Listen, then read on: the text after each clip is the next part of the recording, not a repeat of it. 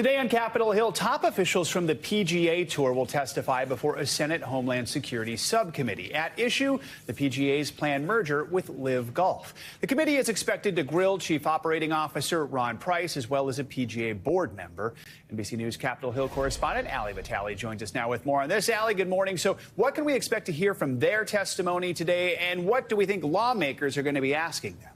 Yeah, Joe, a big day at the intersection of national security and American sports, as we hear from from one of the heads of the PGA here in front of Congress. And just to give you a sense of how much interest there is here, it is a subcommittee, but they went from using a smaller room that's typically used for these kinds of subcommittee hearings to actually moving it to a larger room because of the amount of interest in this hearing and what's going to be said today. Just a reminder that this is a story that's really been percolating on Capitol Hill with a lot of urgency, especially since the PGA announced that it would be merging with LIV Golf. Ahead of this hearing, though, what we're watching is the PGA sort of try to lay out where it stands. And one of the men who's going to be testifying today, releasing in an op-ed today that read in part, given the well-chronicled legal disputes that have existed between the PGA Tour and PIF, we understand the fair and valid questions raised by PGA Tour members, tour partners, media fans, and now Congress, effectively trying to say ahead of his testimony, he gets where the criticism is coming from,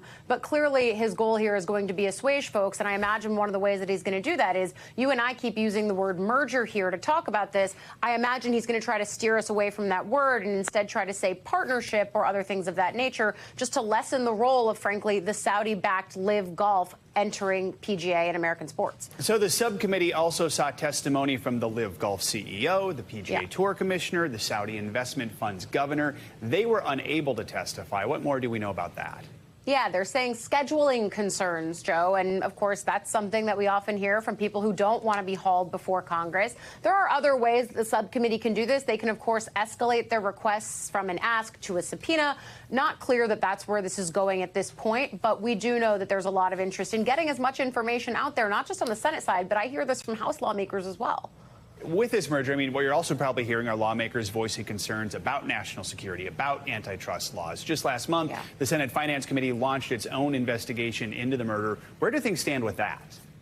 Yeah, that's one of the things that's ongoing. And we actually just got a memo from one of the key lawmakers involved in that effort. In part, Senator Wyden said the merger raises, in his words, significant questions about whether organizations that tie themselves to an authoritarian regime, in this case, he's referencing the Saudis, that has continuously undermined the rule of law, should continue to enjoy tax-exempt status within the U.S. Of course, this isn't just speaking about the national security implications or the antitrust concerns, though certainly all of those are part and parcel when you're talking about Saudi Arabia and the way that in which now they'll be entering into business and the PGA, but then also how the PGA continues to be tax exempt. I imagine that's going to be one of the fiery lines of questioning that we hear.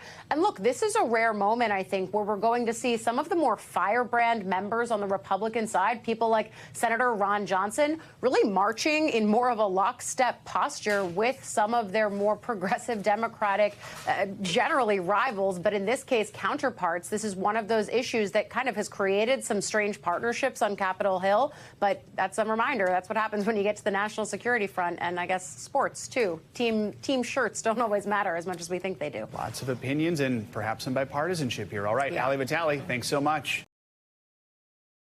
Thanks for watching our YouTube channel. Follow today's top stories and breaking news by downloading the NBC News app.